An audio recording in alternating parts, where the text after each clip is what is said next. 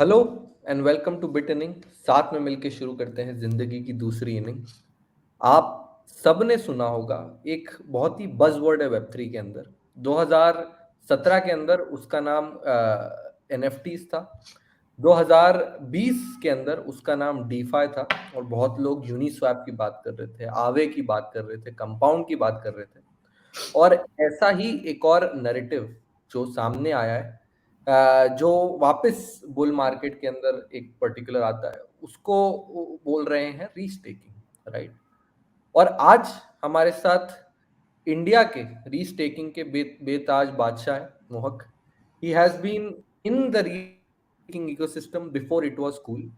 सो हम पहले तो ये समझेंगे कि ये जो रीस्टेकिंग की नैरेटिव जो वीसीज ने बनाया, वो कहाँ तक सच है, कितना उसकी सच्चाई है। क्या जैसे डीफाई समर हुआ था 2020 में, क्या एक रीस्टेकिंग समर बन सकता है 2024 के अंदर? कैसे जनता उसका फायदा उठा सकती है? जैसे 2020 में लोगों ने डीफाई फार्मिंग करी थी, 25-25, 30-30% एपीवाई कमाया था, एनुअल परसेंटेज यील्ड। वैसे क्या रीस्टेकिंग के फायदे हैं, कैसे लोग अर्ली होके रीस्टेकिंग में उसके क्या क्या फायदे उठा सकते हैं, क्या क्या चीजों से आपको अवेयर रहना है, क्योंकि बीसीस का पैसा डल जाता है रीस्टेकिंग में तो एकदम से they start talking about it until everything goes to a halt. तो क्या क्या आपको ध्यान रखना है, क्या क्या नेगेटिव पॉइंट्स है, क्या क्या इश्यूज हैं रीस्टेकिंग इकोसिस्टम में, और क्या क्या अच्छी बातें आप कैसे पूरी तरह से एनालाइज करके टेक्निकली समझ सकते हैं कि ये जो रीस्टेकिंग समर बन रहा है 2024 के अंदर, as summer comes and goes, as summer comes along in July, तो उसके क्या क्या मायने, व्हाट इज रीस्टेकिंग, कैसे आप रीस्टेक कर सकते हो, Eigen layer as a protocol क्या है, लाइडो फाइनेंस क्या है, रॉकेट पूल क्या है, क्यों जरूरत पड़ गई हमें रीस्टेकिंग की Ethereum proof of stake chain आने के बाद। ये सब पूरा इकोसिस्टम समझेंगे। और उसके बाद आइगन लेयर के ऊपर जो एप्लीकेशंस बन रहे हैं उनका क्या महत्व है, उसमें क्या क्या बन रहा है, उसको भी डिटेल में समझेंगे। बहुत ही इंपॉर्टेंट एपिसोड होने वाला है आज का। जिसने भी 2017 के अंदर इथीरियम को मिस किया था, जिसने भी 2020 के अंदर यूनिस्वैप और डीफाई ओरिएंटेड नॉलेज को मिस किया था, वो आज का शो पूरी ढंग से देखिए, because every cycle is an opportunity in itself. और मेरे को जहां तक समझ आया, जितना मैंने स्टडी किया है, restaking is the narrative of 2024। और सब लोग एक तरह से there is a term right now that the restaking summer is hot. तो कितना हॉट है, क्या क्या उसमें हो रहा है, उसको डिस्कस करने के लिए एकदम हॉट दुबई से हमारे साथ मोहक जुड़ चुका है। मोहक और मैं काफी सालों से एक दूसरे को जानते हैं, कॉन्फ्रेंसेस में मिलते हैं, कॉन्फ्रेंसेस में मिलने के बाद हम लोग पार्टी में जाते हैं, वो उसके बारे में नहीं बताएंगे। And he has been working in the the restaking of Ethereum since a very long time. 2020 में मेरे ख्याल में मोहक आपने चालू किया था, right, clay stack. And since that the journey has been really good. So I would really like to welcome Mohak, और थोड़ा सा अपना इंट्रोडक्शन लो and then we will start with the restaking part. Okay, thank you for inviting me. काफ़ी मज़ा आएगा इस conversation में। अबाउट मी, मैं क्रिप्टो में हूँ करीब 2016 से। मेरा बैकग्राउंड कंप्यूटर साइंस में है। बिफोर क्रिप्टो मैं गेम्स की फॉर्म में I was trying to change the education space. Then tradfi में काम किया, ऑप्शन हेजिंग मॉडल्स बनाए। तो 2016 में जब मैं क्रिप्टो में आया तो लोग आइदर मतलब बहुत ज़्यादा फाइनेंशियली ड्रिवन थे या फिर बहुत ज़्यादा टेक्निकली ड्रिवन। तो मेरा एक्सपीरियंस दोनों में होने की वजह से आई थिंक थोड़ा एडवांटेज मिल गया अर्ली। देन 2018 में मैंने एक फंड स्टार्ट किया था हांगकॉन्ग में रजिस्टर करके, वुल्फ एज कैपिटल। काफ़ी प्रोजेक्ट्स में अर्ली स्टेज इन्वेस्टमेंट की। Then we shifted a primary focus to running validator nodes. काफ़ी वैलिडेटर नोड्स चलाई। पीक पे $200 मिलियन की एसेट्स थे under delegations. Then I started Clay Stack. तो ये क्विक जर्नी थी। देन क्ले स्टैक जब स्टार्ट किया, then we did a fund raise, got कब फ्रॉम किया लाइक था? सपोर्ट। 2020 के अंदर, राइट? लेट 2020, हाँ लेट 2020, थोड़ा अर्ली 2021 एज वेल। तो उस टाइम पे मतलब we raised from all the top VCs. Coinbase Ventures, CoinFund, Parafy, Spartan Group, Hypersphere, Animoca Brands, Hashed, Solana Ventures, जितने भी आपके DeFi OG हैं सब एंजल की तरह हैं, फाउंडर ऑफ कंपाउंड, आवे, synthetics, Gnosis, graph, polygon, near, Solana और भी और उस काफी। समय कितना रेस किया था आपने? हमने रेस किया था 5.2 मिलियन। राइट, और उस समय क्लेस्टैक एक तरह से इथेरियम की रीस्टेकिंग कम्युनिटी थी ना? स्टेकिंग, रीस्टेकिंग थोड़ा बाद में आया। तो हमारा एम था, मतलब इनिशियली बहुत सेल्फिश रीजन था क्ले स्टैक को स्टार्ट करने का। मैं अपनी ही लेयर 1 लिक्विडिटी को अनलॉक करना चाहता था। तो मैंने बनाया जब MVP, तो मैंने दिखाया थोड़े बहुत लोगों को, तो पीपल वर लाइक कि यार ये तो मतलब बनाना चाहिए प्रोफेशनली, ये तो काफी मेक सेंस बनाता है। तो इनिशियली मेरा आइडिया था like I will invest into people who wants to build this. तो मैंने कहा देखते हैं कौन बनाएगा इसे, बट मिला नहीं कोई जो मतलब जिस विजन से मैं बनाना चाहता था। तो आई वाज लाइक कि चलो बनाते हैं। तो बनाया, फिर फंड रेस किया, एंड देन देन आगे की बात करते हैं कि क्या तो वहां से जर्नी। मोहक भाई, उसी में मतलब आप बताओ यार, स्टेकिंग और रीस्टेकिंग में क्या डिफरेंस? सबसे पहले स्टेकिंग क्या होता है, रीस्टेकिंग क्या होता है, दोनों में डिफरेंस क्या है? अगर मैंने इथीरियम के पीओएस चेन के ऊपर मैं वैलिडेटर बन के स्टेक कर सकता हूँ 32 इथीरियम, तो वो स्टेकिंग हो गई, राइट? रीस्टेकिंग क्या है, डिफरेंस क्या है, व्हाट इज इट? ठीक है, इथीरियम की स्टेकिंग थोड़ी सी यूनिक है बाकी और किसी भी स्टेकिंग से। तो और जगह क्या होता है, पहले तो इथीरियम पहले सबको पता है प्रूफ ऑफ वर्क था, राइट? लास्ट ईयर मर्ज खत्म हुआ, लास्ट ईयर मर्ज कंप्लीट हुआ, जिससे इथीरियम प्रूफ ऑफ स्टेक बना। तो यही आइडिया था मेरा भी कि जब मैं बना रहा था कि स्टेकिंग की मतलब लोगों को क्या होता है, स्टेकिंग में लॉकअप्स पसंद नहीं है। मतलब एज ह्यूमंस हमें फ्रीडम चाहिए। जैसे ही लोग बोलते हैं लॉक हो जाएंगे बुल मार्केट में, जब प्राइसेस जाते हैं 20% 30% ऊपर, then people don't want to be locked up. तो उस वजह से मतलब लिक्विड स्टेकिंग आई। बट अगर आप इथीरियम की स्टेकिंग समझो तो और नेटवर्क्स में कैसे है, जैसे सोलाना, पॉलीगॉन, सब जगह है डेलीगेटेड प्रूफ ऑफ स्टेक। इसका क्या मतलब होता है कि हर नेटवर्क पे बहुत सारे वैलिडेटर्स हैं। आप किसी भी एक वैलिडेटर को या मल्टीपल वैलिडेटर्स को अपने टोकन्स डेलीगेट करते हो। अब उसमें क्या रिस्क है, अगर वो वैलिडेटर सही से परफॉर्म नहीं करेगा आपको यील्ड नहीं मिलेगी। कई नेटवर्क पे अलग अलग पेनल्टीज हैं, स्लैशिंग है। अगर उसने ठीक से परफॉर्म नहीं करा, कोई मलिशियस एक्टिविटी करी, तो आपका स्टेक स्लैश हो सकता है। ठीक है, बट वो आपके टोकन्स लेके भाग नहीं सकता वो वैलिडेटर। ये होता है डेलीगेटेड प्रूफ ऑफ स्टेक। आपने सिर्फ अपनी वोटिंग पावर दी है एक तरह से। इथीरियम में डेलीगेटेड प्रूफ ऑफ स्टेक नहीं है। इथीरियम में क्या करा उन्होंने कि फिक्स्ड स्टेक बनाया हर नोड पे, विच इज 32 ईथ, 32 ईथर का फिक्स स्टेक है। अगर कोई भी नोड चलानी है, डेलीगेटेड स्टेक नहीं है। तो उसको हैकी वे में काफी सारे लोगों ने सॉल्व किया कि चलो पूल्स बनाते हैं, स्टेकिंग पूल, कि यहाँ पे डालो और पीछे से मैं स्टेक कर दूंगा। When ever you want your Ethereum back, तो आप मेरे को अनस्टेक रिक्वेस्ट करना, मैं अनस्टेक करके बीकन चेन से आपको वापस दे दूंगा। तो लेकिन अगर मतलब वो ट्रस्टलेस मैनर में नहीं बन पाया अभी भी, मतलब नहीं बन सकता था कि अगर आप किसी को अपने टोकन्स दे रहे हो इथीरियम स्टेक करने के लिए, किसी बड़े वैलिडेटर को, इफ दे वांट, मतलब वो आपके टोकन्स वापस नहीं कर सकते हैं ऐसा।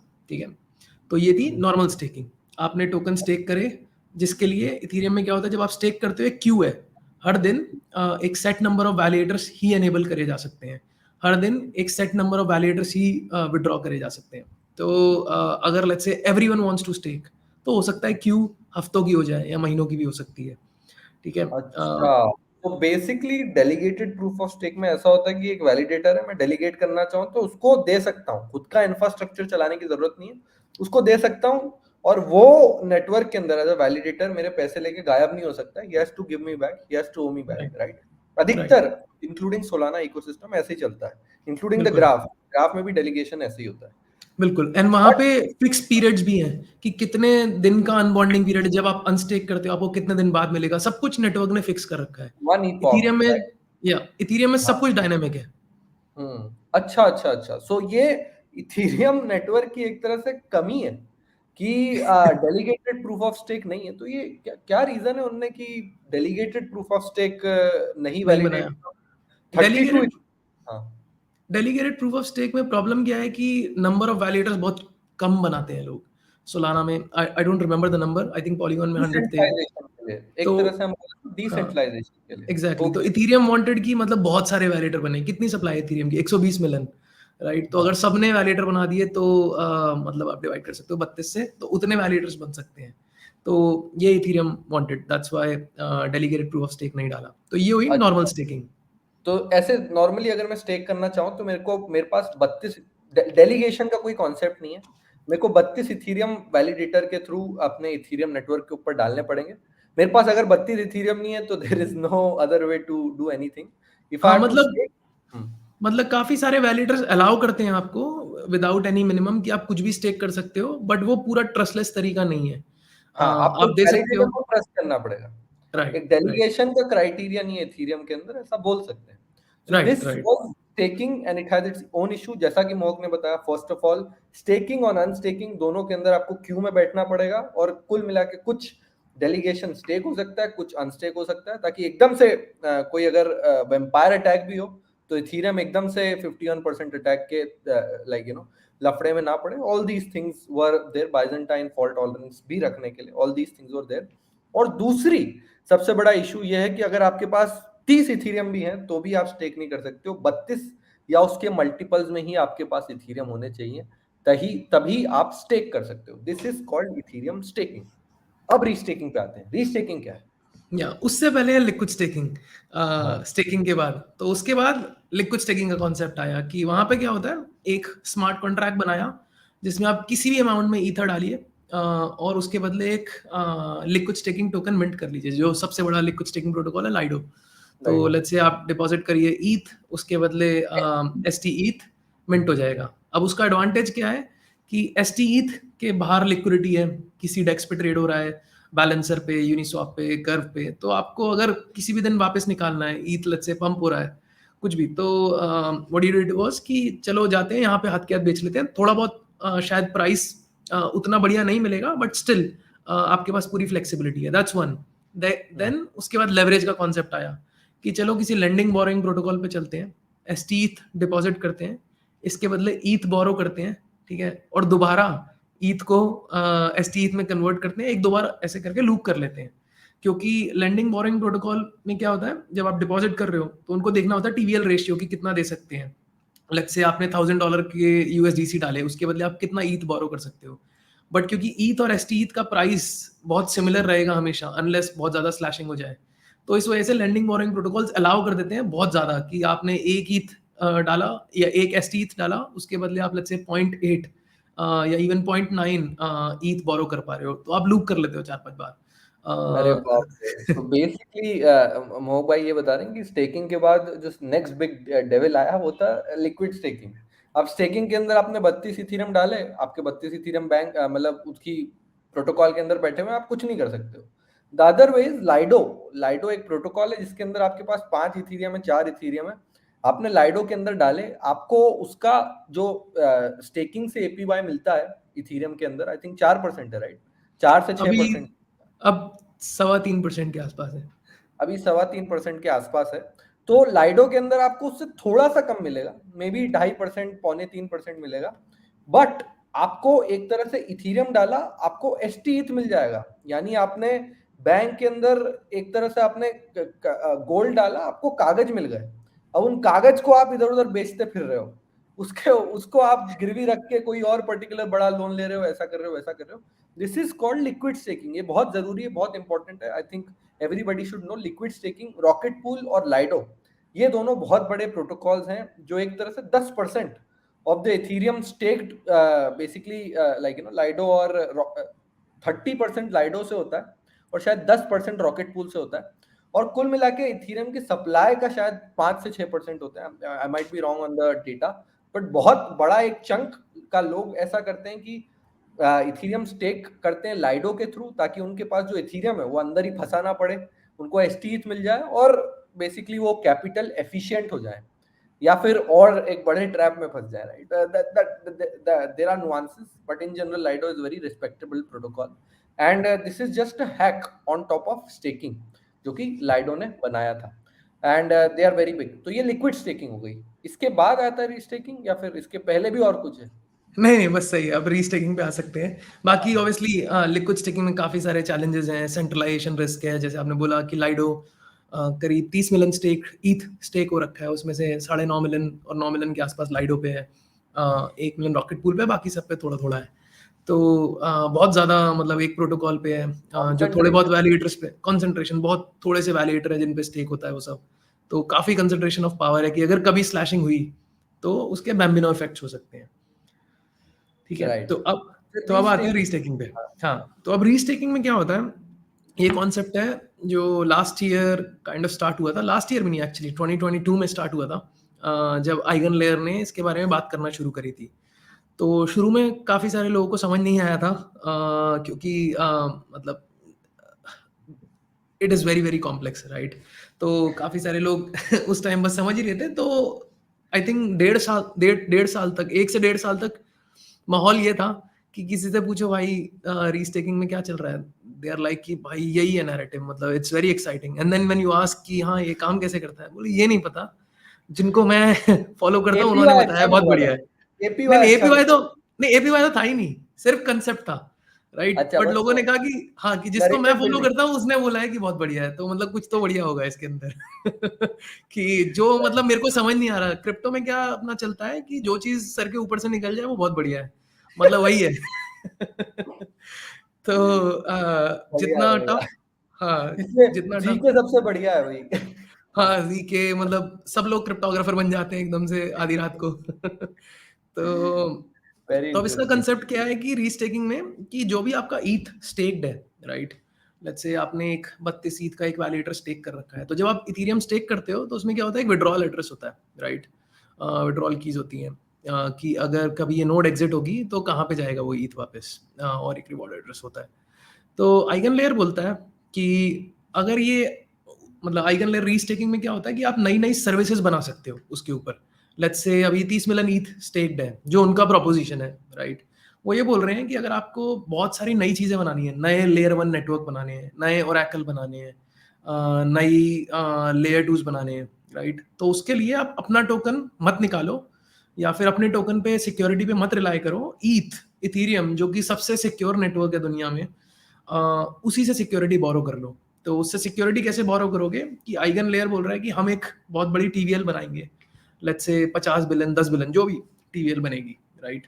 तो बोल रहा है कि इंस्टेड ऑफ नए 1000 टोकन निकालो और सब में थोड़ी थोड़ी सिक्योरिटी लेके आओ, लेट्स से किसी टोकन की वैल्यू है 2 मिलियन 4 मिलियन 5 मिलियन 10 मिलियन, ये सब करने की जगह, और सब नेटवर्क को इंडिविजुअली कोई भी अटैक कर सकता है, इसकी जगह एक बड़ी वो बनाते हैं crypto economic security, let's say 10 billion की।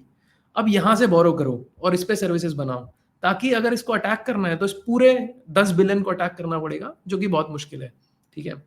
ये बहुत हाई लेवल कॉन्सेप्ट है रीस्टेकिंग का, कि जिस तरह से काम करती है। तो अब थोड़ा सा फंडामेंटल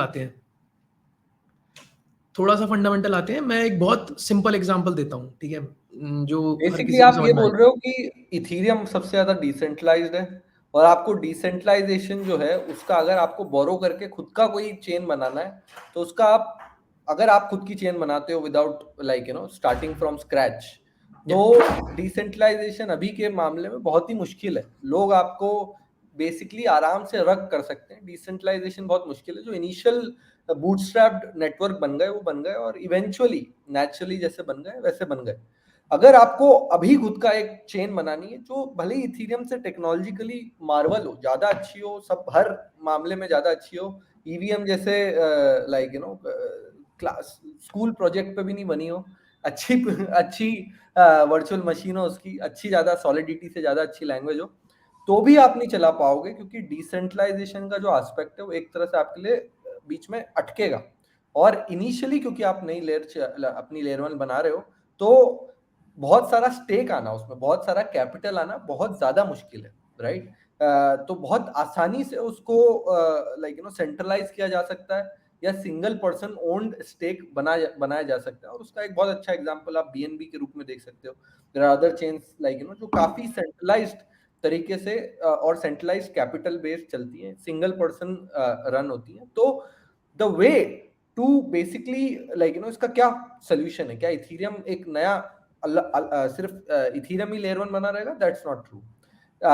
नए नए लेयर 1 आते रहेंगे, पर डिसेंट्रलाइजेशन का जो एस्पेक्ट है वो इथीरियम से बोरो कर सकते हैं। जो इथीरियम का स्टेक है वो आप बोरो कर सकते हो। शुरू से ही अपनी जो चेन है, जो L1 आप बना रहे हो या L2 जो बना रहे हो, उसको कैपिटली एफिशिएंट बना सकते हो, कैपिटल रिच बना सकते हो, अगर आप आइगन लेयर के रीस्टेकिंग के कॉन्सेप्ट को यूज करो एक तरह से। अब डिटेल में जाते हैं। हाँ, बिल्कुल। तो अब एक मैं बहुत सिंपल एग्जांपल देता हूँ जो सबको समझ में आएगा, ठीक है? रीस्टेकिंग का लेट्स से आपको एक डिस्कॉर्ड कम्युनिटी बनानी है, ठीक है? आप चाहते हो यार बुल मार्केट चल रही है, एक बनाता हूँ प्राइवेट ग्रुप जिसमें सारे इथेरियम वेल्स आए, ठीक है? आपने कंडीशन लगा दी कि इस ग्रुप में एंटर करने के लिए 100 ईथ 100 ईथ होना चाहिए, ठीक है? ये आपका ईथ है, यू आर अर्निंग, आप ही सारी इसकी यील्ड कमा रहे हो, बट मैंने अपनी डिस्कॉर्ड कम्युनिटी में लेट्स से रूल्स बनाए हैं कि अगर आपने ये रूल्स फॉलो नहीं करे तो there are penalties. Let's say कि नॉट सेफ फॉर वर्क वाली कोई इमेज डाल दी, कोई स्पैम लिंक डाल दिया, किसी बंदे से बदतमीजी कर दी, कुछ भी मतलब बना सकते हो आप, ठीक है? तो आपने डाला।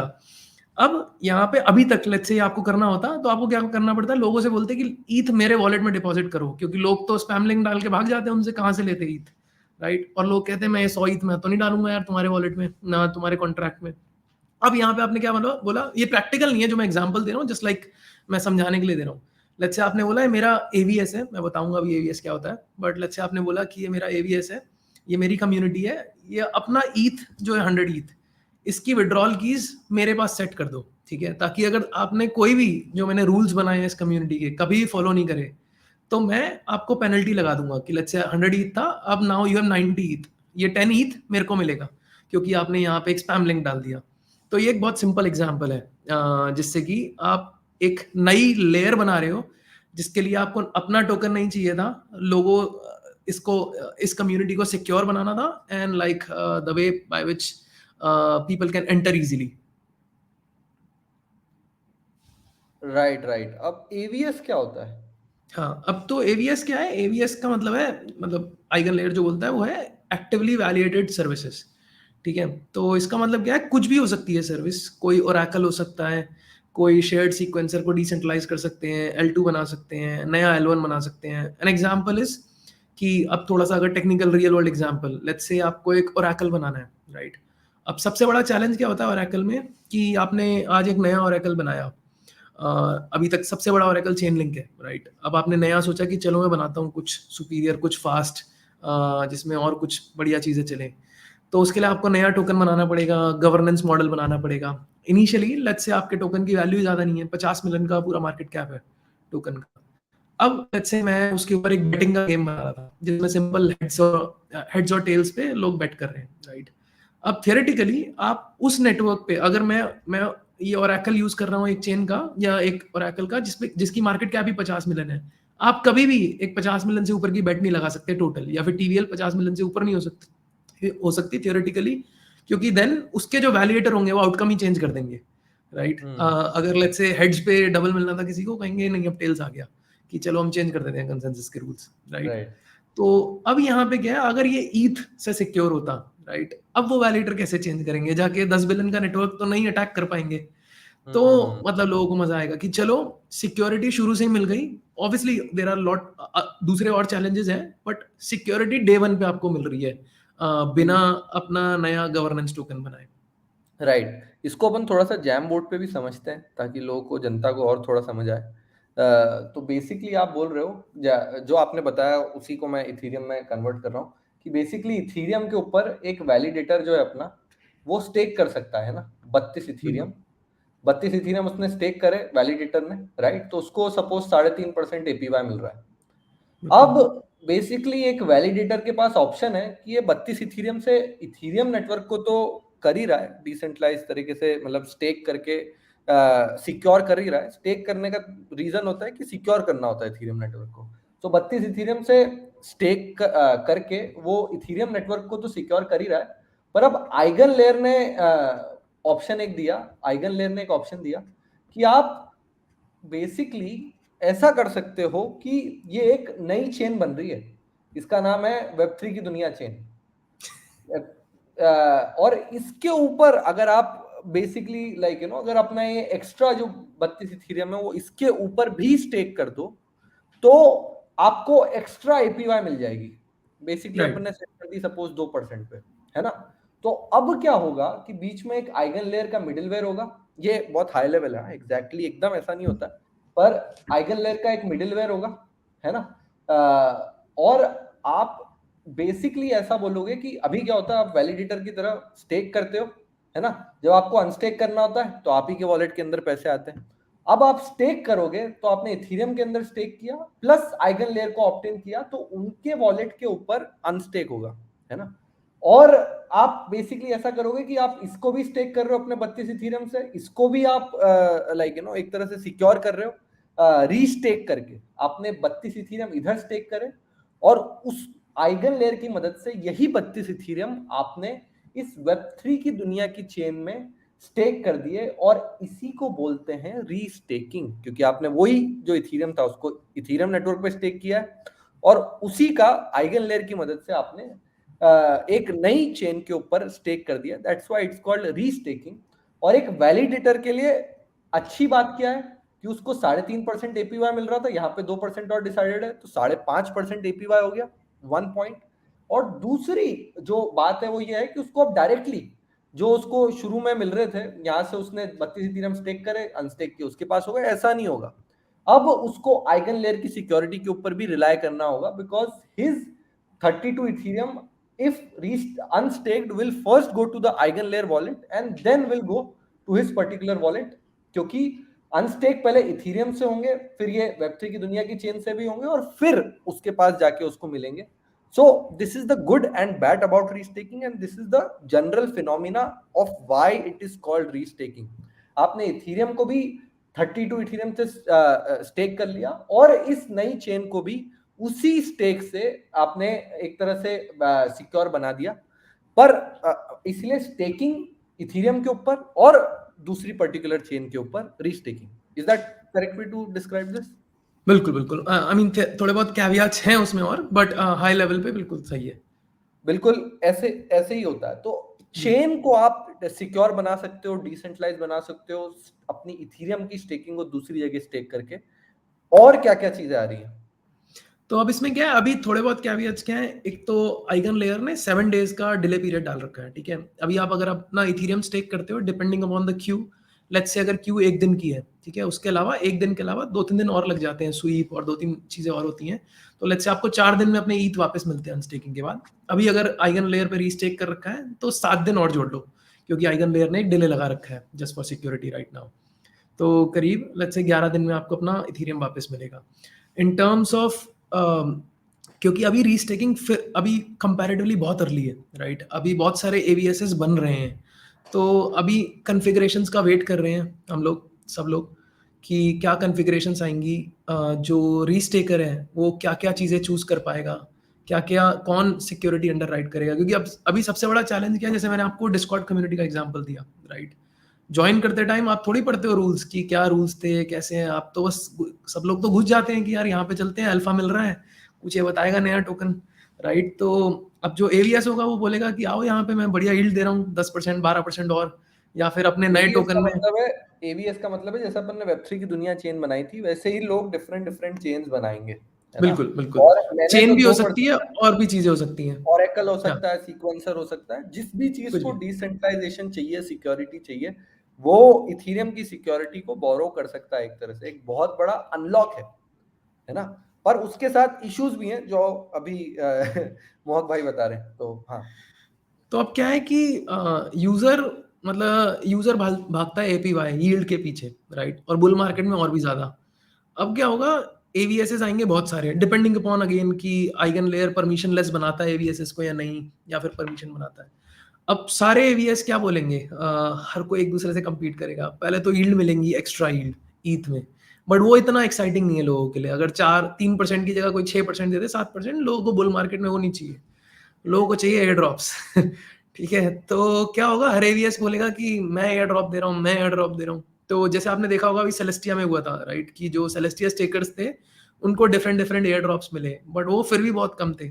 यहाँ पे जो अभी बाढ़ आने वाली है एयर ड्रॉप्स की, उसमें मतलब जो यूजर रीस्टेकिंग इकोसिस्टम में है, मतलब उनको काफी मजा आने वाला है। बस ये है कि रिस्क देखना पड़ेगा कि यूजर अंडर, मतलब ये रिस्क अंडरराइट कौन कर रहा है, कोई अंडरराइट नहीं कर रहा। Obviously eigen layer is building the technology, that's why like they cannot like underwrite the risk of her AVS, right. और AVS के पास तो खुद वेस्टेड इंटरेस्ट है, वो तो बोलेगा ही कि मैं तो सबसे बढ़िया हूँ, मेरे पास तो आओ। बेसिकली मोहक भाई आप ऐसा बोल रहे हो कि अगर मैंने 32 इथीरियम सपोज इथीरियम पे स्टेक करे और फिर मैंने वेब3 की दुनिया का एवीएस चूज किया मेरी एक्स्ट्रा एपीवाई के लिए यूजिंग आइगन लेयर। और हाँ अगर वेब3 की दुनिया के अंदर कुछ इश्यूज आ गए तो मेरे 32 इथीरियम की लंका लग जाएगी, right? It will be gone. हाँ, मतलब डिपेंडिंग अपॉन कि आपने क्या रूल बनाए हैं वेब3 की दुनिया चेन में। तो अगर आपने रूल बनाए थे जो मेरे को समझ ही नहीं आए और मैंने ऑप्ट इन कर लिया वहाँ पे, और किसी वहाँ पे भी किसी छोटे-मोटे ऑपरेटर को दे दिया जो ठीक से नहीं चला रहा वहाँ पे, तो हाँ, बिल्कुल लंका लग सकती है आपके ईद की। तो यार फिर आइगन लेयर को रिस्पॉन्सिबिलिटी लेनी चाहिए ना कि उनने एवीएस लिस्ट किया है एज दिस पर्टिकुलर वेब3 की दुनिया चेन और ये एथिकल प्रैक्टिसेस नहीं कर रही है, तो eigen layer should be like the protocol which should give the 32 Ethereum back. तो वही मैं पूछ रहा हूँ, अंडरराइट कौन तो करेगा अगर कोई एवीएस बना हाँ, देगा? तो वही अभी थोड़ा-सा अर्ली है इन सब चीज़ों के लिए कि आइगन लेयर करेगा या नहीं, बट मैं जो एंटिसिपेट कर रहा हूँ मेरे हिसाब से आइगन लेयर नहीं कर पाएगा, क्योंकि अगर वो करेगा then it's always permission, right? Then क्या होगा, कभी भी जो छोटे एक्टर्स आना चाहते हैं वो घुस ही नहीं पाएंगे, और वो that does not work with ethos of decentralisation. तो और वो कहाँ तक करेगा? लेट्स से बैकलॉग इतनी लंबी हो गई तो, और कब तक करेगा? और दूसरी बात क्या होती है, अगर एक प्रोटोकॉल रिस्क अंडरराइट कर दे, लेट्स से आइगन लेयर ने कर दिया, देन पीपल फील कि हाँ ये तो सब कुछ है, ये तो बहुत बढ़िया है, यहाँ तो कोई रिस्क ही नहीं है, आइगन लेयर ने कर दिया। तो उसके दो साइड्स हैं कि अगर वो करता है तो it may be like looked at other way as well. तो बट यूजर को देखना पड़ेगा कि किस किस एवीएस में उसको रीस्टेक करना है, किस एवीएस में रीस्टेक नहीं करना, एपीवाइज के थोड़ा सा बाहर देखना है। बट शुरू में मतलब मेरे को लगता है कि इस साल बहुत एयर ड्रॉप आएंगे वहां पे। बाप रे, बहुत ही इंटरेस्टिंग समय है। पर इसके हम थोड़े से ना अभी आपको नुआंसेस यानी अच्छी अच्छी बातें तो बता रहे हैं कि आप कैसे इथीरियम की डिसेंट्रलाइज्ड सिक्योरिटी और जो स्टेक है उसको बोरो करके अपना खुद का एक पर्टिकुलर चेन या इंफ्रास्ट्रक्चर लॉन्च कर सकते हो। ये सब तो हम अच्छी बातें बता रहे हैं, बुरी बातों पे भी आएंगे।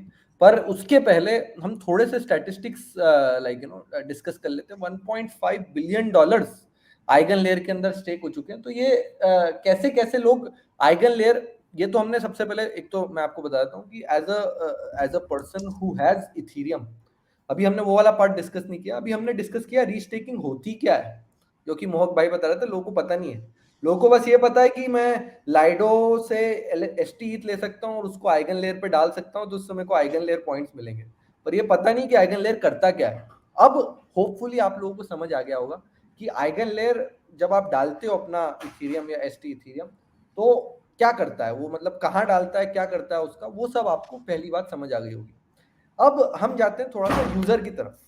एक यूजर के पास इथीरियम है, ठीक है, 32 इथीरियम है और उसको अब आइगन लेयर के साथ कुछ करना है, तो वो क्या क्या कर सकता है? बिफोर दैट बस मैं एक स्टार्ट थोड़ा करेक्ट करना चाहूंगा कि आइगन लेयर पे अभी करीब करीब 7 सवा 7 बिलियन स्टेक्ड है, 2.5 बिलियन नहीं है, मेरे पास क्योंकि पुराना डेटा है, मेरे पास वो जब उनने एक दिन के लिए खोला था, है ना, उसके पहले का डेटा है। हाँ, तो अभी उन्होंने कैप्स खोली थी 5 फरवरी को और 9 फरवरी को बंद कर दी थी।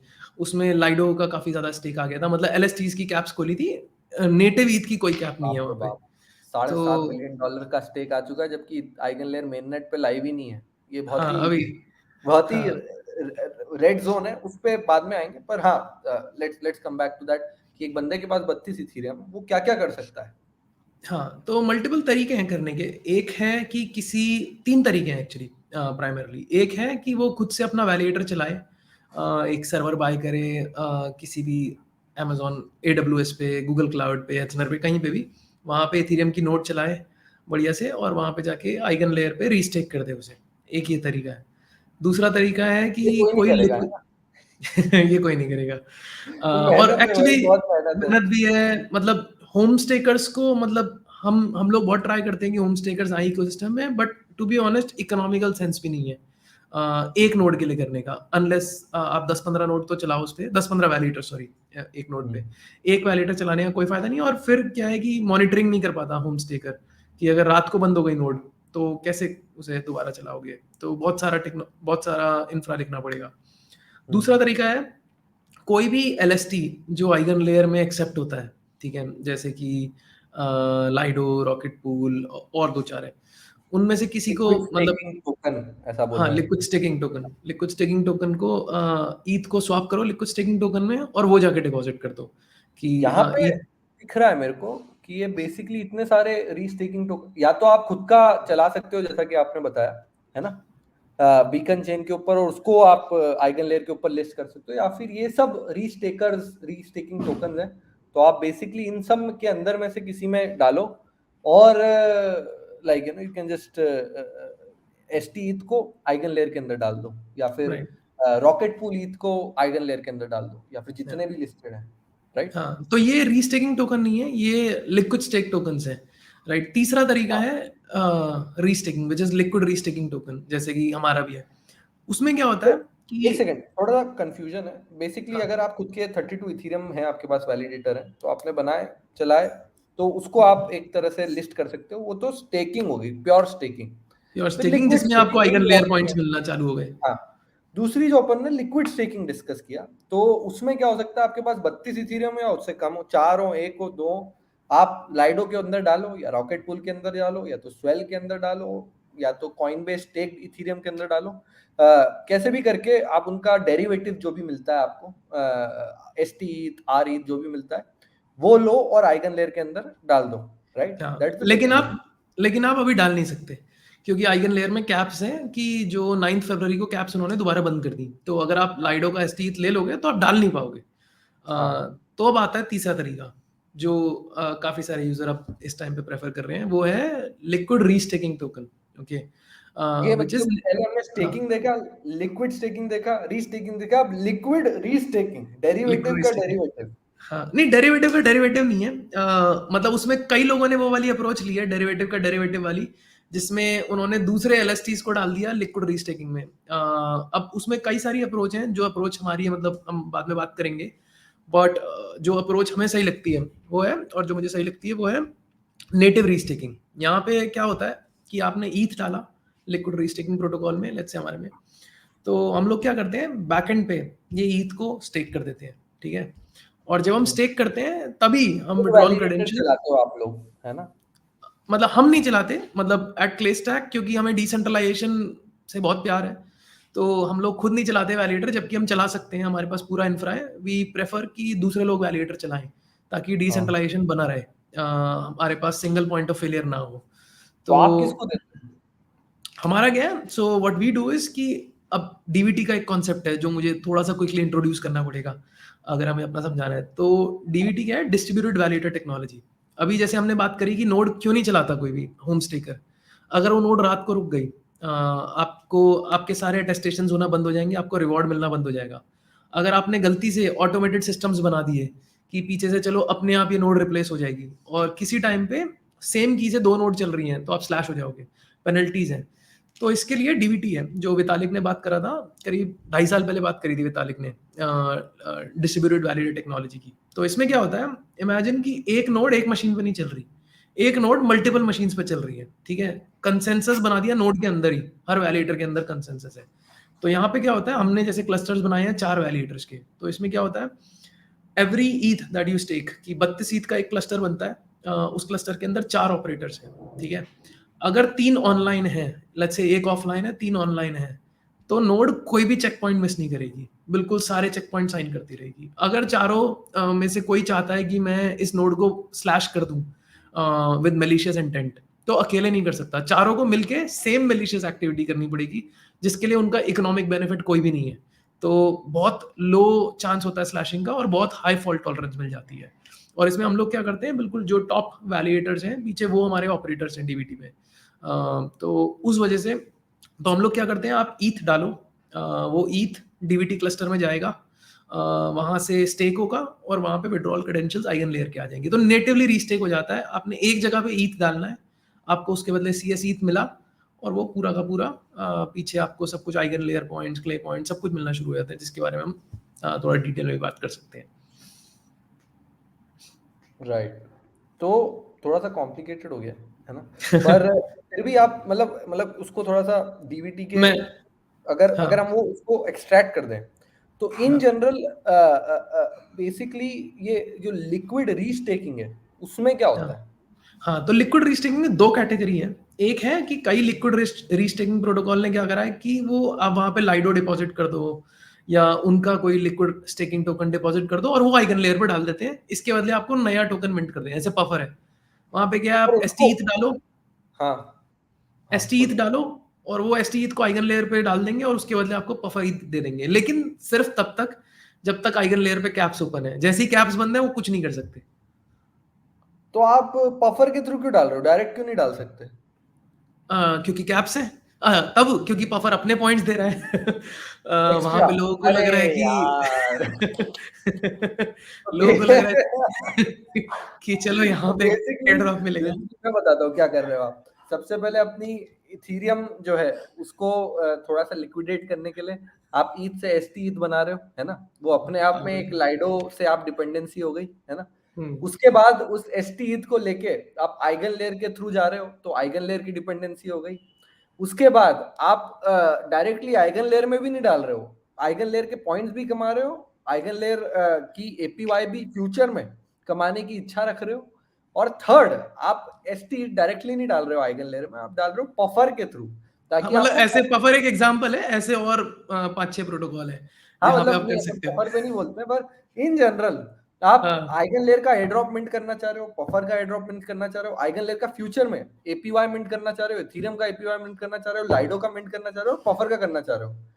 इन हाँ सब में से भी एक, मतलब ऐसा बोल रहे हैं ना, इन सब में से एक भी ब्रिक हिली तो को पूरा का पूरा इकोसिस्टम नीचे ढह जाएगा।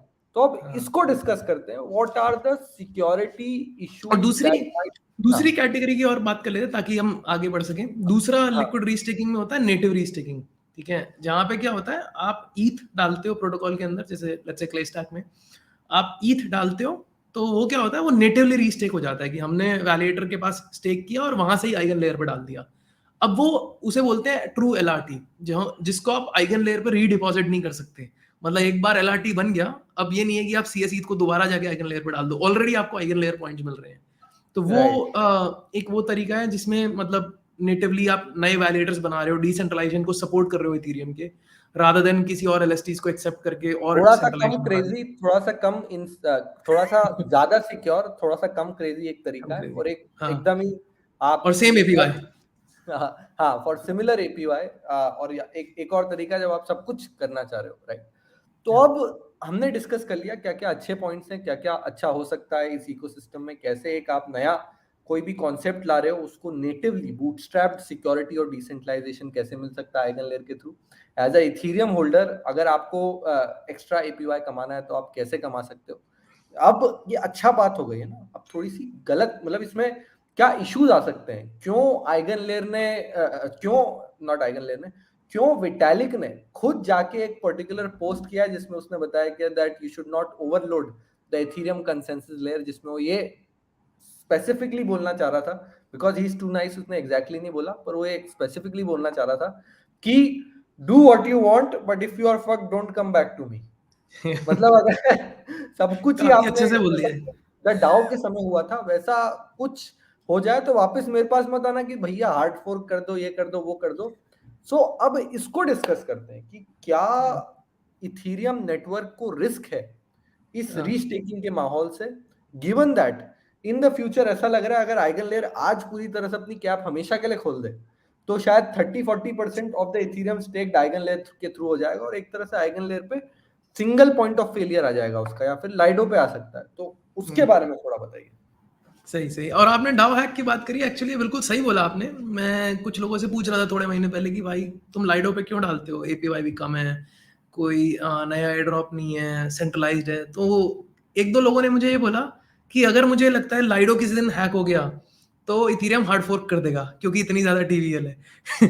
तो लोगों का एक्सपेक्टेशन यही है कि एक बार टीवीएल आ गई तो हार्ड फोर्क तो हो ही जाएगा क्योंकि एक बार हो चुका है। बट मतलब that's why I think like Vitalik came and said कि इस बार कुछ नहीं होगा अगर गड़बड़ हो गई तो राइट। अब बात करते हैं रिस्क की, राइट। तो सबसे बड़ा तो ऑब्वियसली जो पूरे डीफाई में रिस्क है वो है स्मार्ट कॉन्ट्रैक्ट रिस्क, जो यहाँ पे थोड़ा ज्यादा हो जाता है क्योंकि और जगह पे क्या होता है, जो पर्टिकुलर प्रोटोकॉल है वो 10 जगह यूज हो जाता है, उससे ज्यादा नहीं होता। यहाँ पे प्रोटोकॉल के ऊपर बहुत ज्यादा यूजेज बढ़ेगी, रीहाइपोथिकेशन बहुत जगह होगा। तो अगर स्मार्ट कॉन्ट्रैक्ट फेलियर कहीं पे भी होता है तो उसके बहुत ज़्यादा बैम्बिनो इफेक्ट्स हो सकते हैं, उसकी वजह से मतलब सॉयो प्रोटोकॉल खराब हो सकते हैं, दैट्स वन। ठीक है, दूसरा है एवीएसएस की, एवीएसएस का रिस्क अंडरराइटिंग जो हम बात कर रहे थे। तो अभी एक रिसर्च रिपोर्ट लिखी थी नेदरमाइंड और 4 पिलर ने, करीब 40 पेज की रिसर्च रिपोर्ट थी ऑन शेयर्ड सीक्वेंसर, बहुत अच्छी रिपोर्ट थी। बट उन्होंने एक एस्पेक्ट की बात करी थी। तो ऐसे हर एवीएस में डिफरेंट रिस्क हो सकते हैं, जो कि डर ये है कि अगर यूजर ने ढंग से नहीं समझे, आपको याद होगा बुल मार्केट में क्या होता था, एक प्रोटोकॉल था बिग डेटा प्रोटोकॉल, ठीक है, वहां पे एसबीएफ ने 1 बिलियन डॉलर थे और लोगों ने 7 बिलियन और डाल दिए थे, ठीक है, कुछ ही दिनों में उसकी टीवीएल 8 बिलियन हो गई थी, और बाद में पता चला उसमें स्मार्ट कॉन्ट्रैक्ट एरर था, जिस वजह से लोग अपने रिवॉर्ड्स ही नहीं क्लेम कर पाए। तो यूजर्स बुल मार्केट में कुछ नहीं देखते, मतलब एपीवाई के बाहर, एपीवाई के बाहर। तो एक सबसे बड़ा रिस्क ये है कि अगर एवीएस, क्योंकि ये समझ लो आप कि ब्लॉकचेन में आज तक जितनी भी आपने कॉम्प्लेक्सिटी सोची है, ये उससे बहुत ज्यादा है, मतलब ये सबकी बात है। तो this is the most complex layer historically ever created on blockchain, ठीक है। तो जब आप नए नए एवीएसएस बनेंगे, उनके इतने कॉम्प्लेक्स कंसेंसस रूल्स होंगे जो आधे लोगों को पता भी नहीं होंगे क्या है, एंड वहां पे बस एयर ड्रॉप के चक्कर में लोग जाएंगे कि ले लो, मेरा भी ले लो।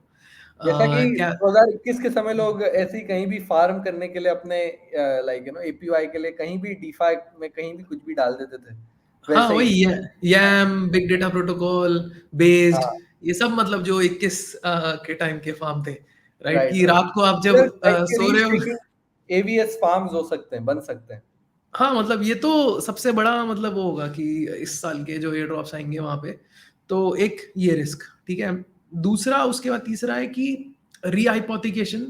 अगेन यहाँ पे सबके अपने अपने व्यूज हैं, बट आई फील कि रीहाइपोथिकेशन मल्टीपल लेवल्स पे हो सकता है। कि फॉर एग्जांपल आपने ये ईथ लिया या एलएसटी लिया, उसको आइगन लेयर पे डाला, ठीक है, उसके बाद एक और लेयर बन गई उसके ऊपर, प्रणव लेयर, जिसने कहा कि मैं आइगन लेयर के एसेट भी एक्सेप्ट करूंगा। लोग यही तो करते हैं क्रिप्टो में कि जहां लॉकअप दिखा, बोले इसके ऊपर एक और बनाते हैं ना, इसको भी अनलॉक करते हैं, क्या दिक्कत है। तो वहां पे क्या होगा, कोई कहेगा कि ये जो आइगन लेयर पे लॉक्ड पोजीशन है, इसको मैं लिक्विड बना रहा हूँ प्रणव लेयर पे, ठीक है, इसको लेके आओ यहाँ पे और मेरा टोकन ले लो। अब मोहक आया कि यार यहाँ पे क्यों रुक रहे हैं, प्रणव लेयर पे भी 10 बिलियन का स्टेक आ गया, चलो एक और बनाते हैं मोहक लेयर, यहाँ पे प्रणव की लेयर ले आओ। तो जो मुझे थोड़ा रिस्क लगता है वो ये है कि अगर लेट्स से बन गई बहुत सारी लेयर्स, तो लोग क्या करते हैं, सिर्फ टॉप लेयर देखते हैं, कोई नहीं जाता नीचे बहुत।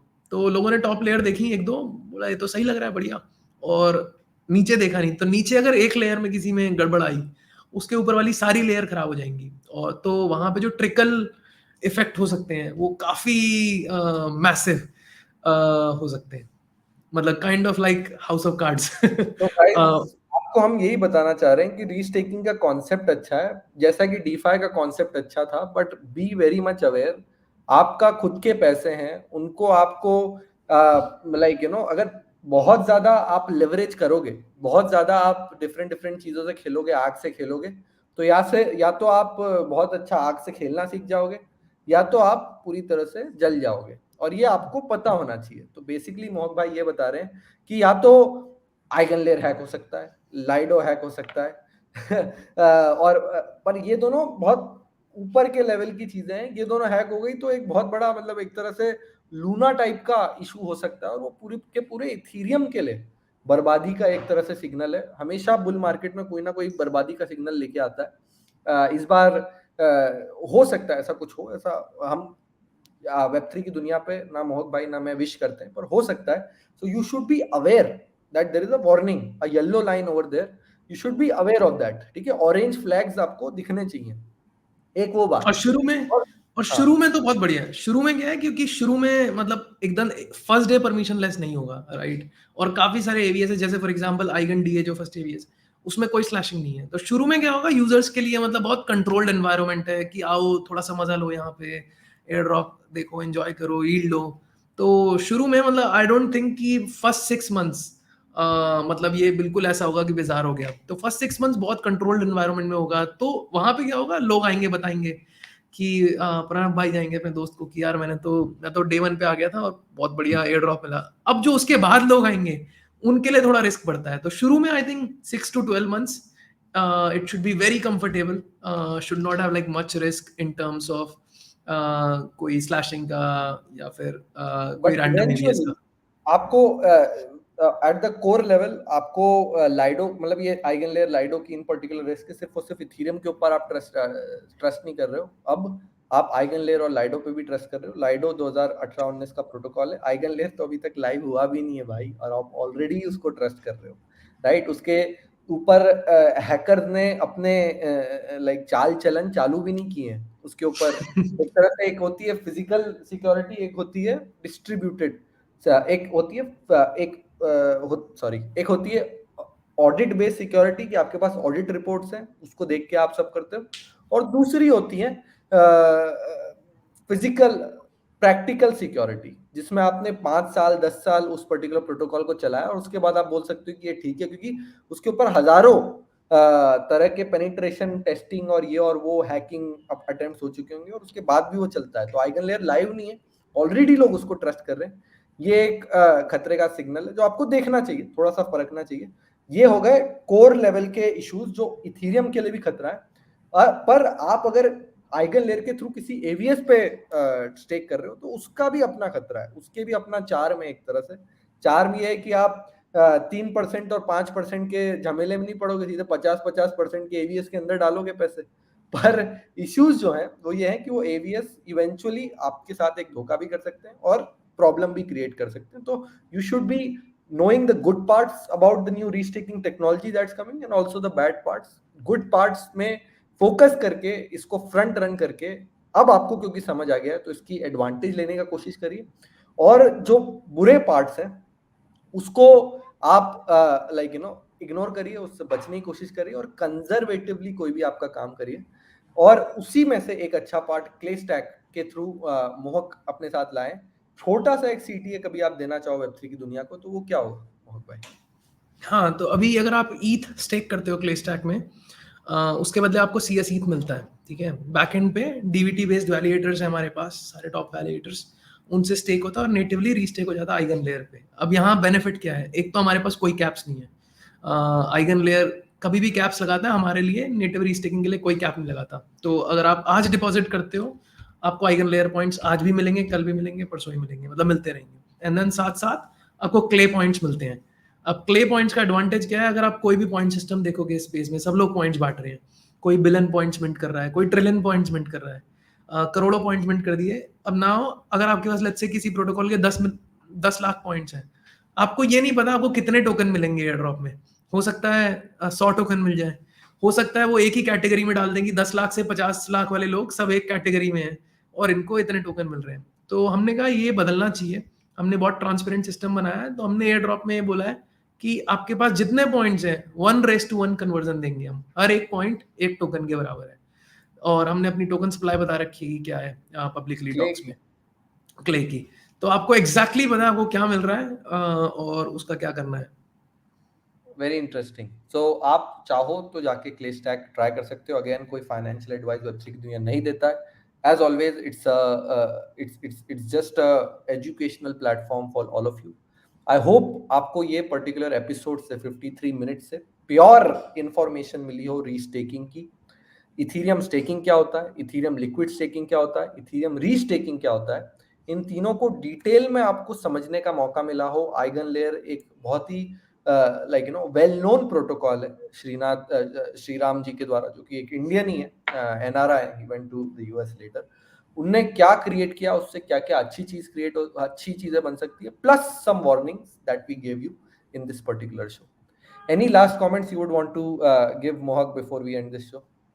बस यही कहूंगा कि मतलब थिंक थोड़ा सा थॉरोली, जहाँ पे भी आप डिपॉजिट करते हो एक बार समझने की कोशिश करो प्रोटोकॉल को।